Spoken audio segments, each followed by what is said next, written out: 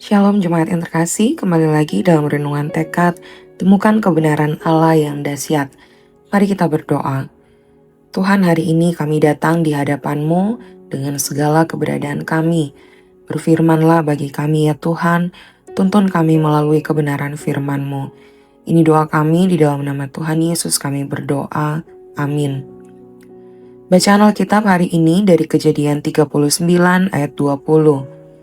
Lalu Yusuf ditangkap oleh tuannya dan dimasukkan ke dalam penjara, tempat tahanan-tahanan raja dikurung. Demikianlah Yusuf dipenjarakan di sana. Saudara, seorang pandai emas sedang memurnikan logam mulia di dalam tungku api. Logam itu harus ditempatkan dalam panas yang menyengat berkali-kali hingga semua kotoran terangkat dan kemurniannya bersinar sempurna. Demikianlah kehidupan Yusuf, seorang yang disebut orang benar oleh Alkitab. Kejadian 39 ayat 20 mencatat salah satu titik tergelap dalam hidupnya. Ia difitnah, dilemparkan ke dalam penjara.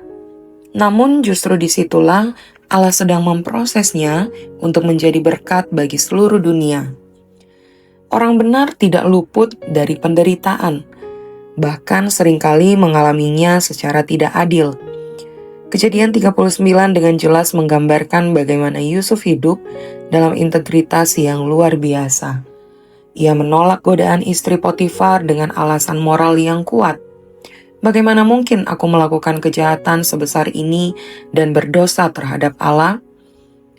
Namun, respon dunia atas kesetiaannya justru fitnah, kebencian, dan hukuman penjara.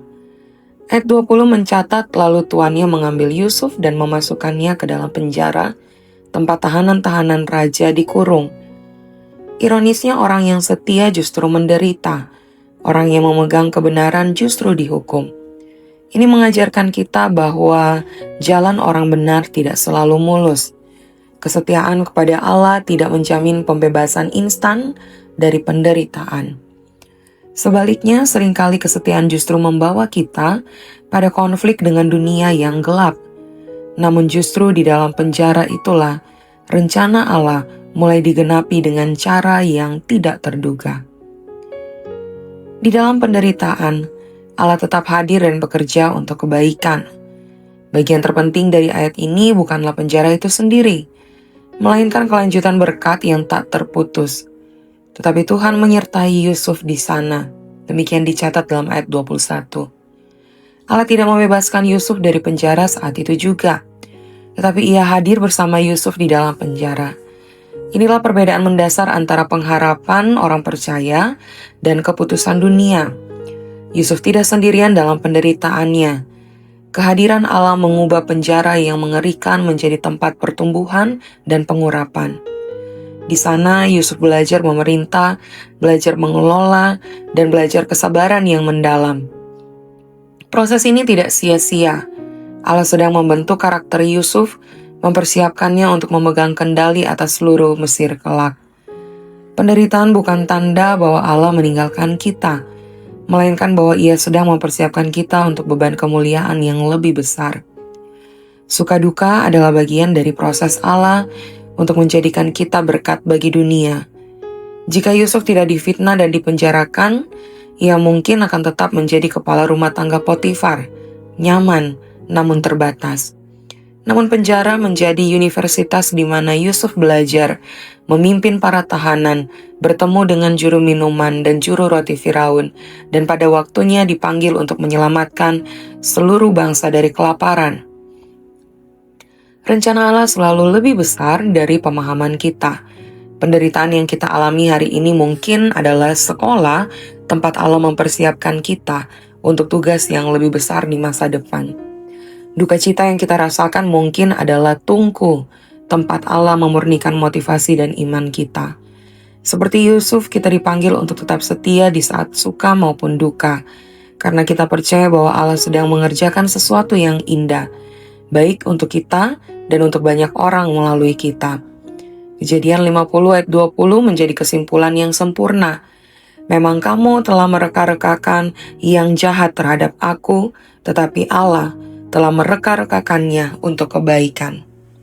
Oswald Chambers pernah berkata, penderitaan adalah pabrik terbesar Allah untuk menghasilkan kekudusan. Kejadian 39 ayat 20 mengingatkan bahwa menjadi orang benar bukan berarti bebas dari masalah, tetapi memiliki keyakinan bahwa Allah hadir dalam setiap masalah. Marilah kita tidak berkecil hati ketika harus melalui penjara kehidupan.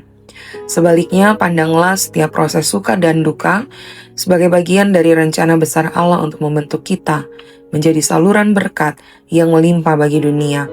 Karena Dialah yang setia menyertai, memelihara, dan pada waktunya akan mengangkat kita menjadi berkat bagi banyak orang. Mari kita berdoa. Tuhan, terima kasih karena Engkau pun adalah Tuhan yang pada akhirnya difitnah, mengalami penderitaan, bahkan mati di atas kayu salib. Terima kasih untuk pengorbanan-Mu, terima kasih untuk karya keselamatan-Mu, dan itulah yang menuntun kami, memampukan kami menjalani perjalanan hidup ini di dalam suka duka, yang pada akhirnya semuanya itu membentuk kami untuk boleh menjadi semakin kuat di dalam Tuhan, dan melalui semua yang terjadi dalam kehidupan kami. Kami pun ya Tuhan, boleh menjadi berkat bagi orang-orang di sekitar kami. Terima kasih Tuhan Yesus. Ini doa kami dan ucapan syukur kami. Di dalam nama-Mu kami berdoa. Amin. Selamat melakukan kebenaran firman Tuhan yang dahsyat. Tuhan menolong setiap kita.